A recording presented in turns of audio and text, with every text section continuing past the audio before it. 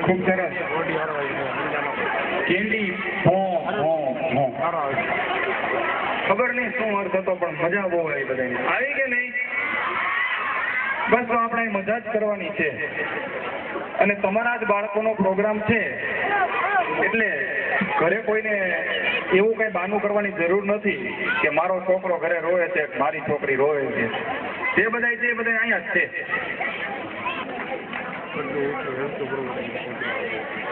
સરસ મજાનું આજે સ્વાગત કરશું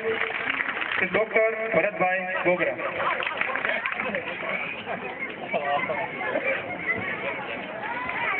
મોટા ભાઈ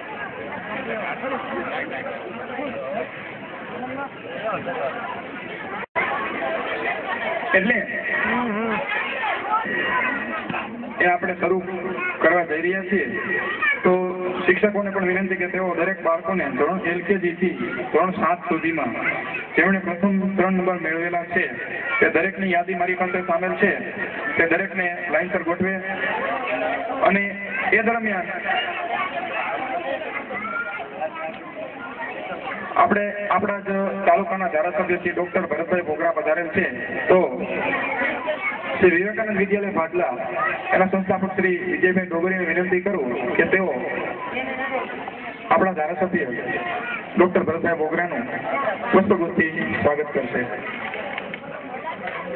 આપણી વચ્ચે આપણા તાલુકાના ધારાસભ્ય જ્યારે હાજર હોય ત્યારે આપણે તાલીઓ તો પાડવી જ જોઈએ આમ બી આપ જાલી આપણા આ નવયુવાન તરવરિયા ધારાસભ્ય માટે વગાડો એકવાર જોરદાર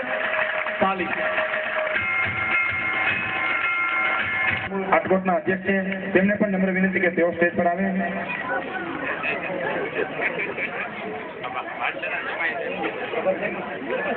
તેમનું પુષ્પ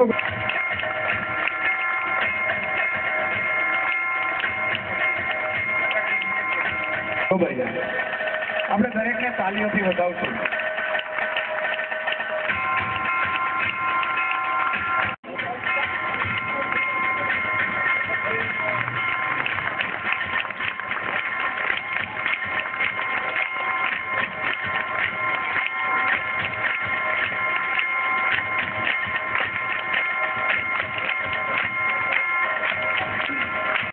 સ્વાગત કરશે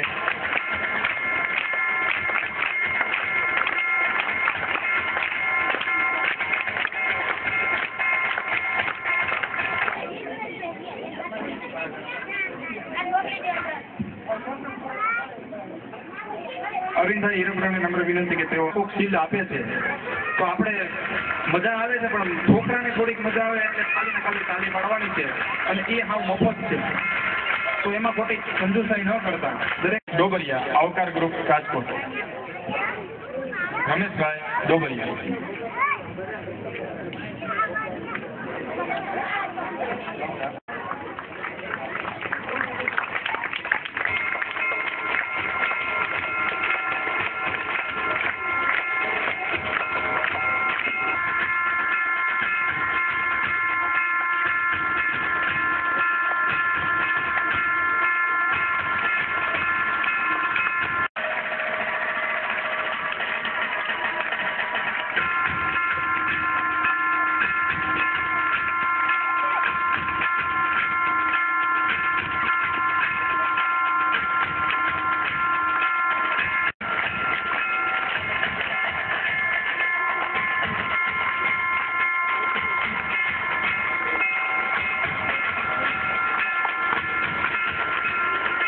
શું કામ પાડે એને પણ વિનંતી કે બધા એક સાથે તાલી ફરીથી જોરદાર આ બાજુ ભાઈઓને પણ વિનંતી કે વાંધો નહીં વિવેકાનંદ વિદ્યાલયના પ્રટાંગણમાં આજના વાર્ષિક સંમેલનમાં ઉપસ્થિત ભાડલા ગામના સૌ વડીલો ગ્રામજનો આ સંસ્થાના સૌ શિક્ષક ભાઈ બહેનો અને શાળાના સંકુલમાં અભ્યાસ કરતા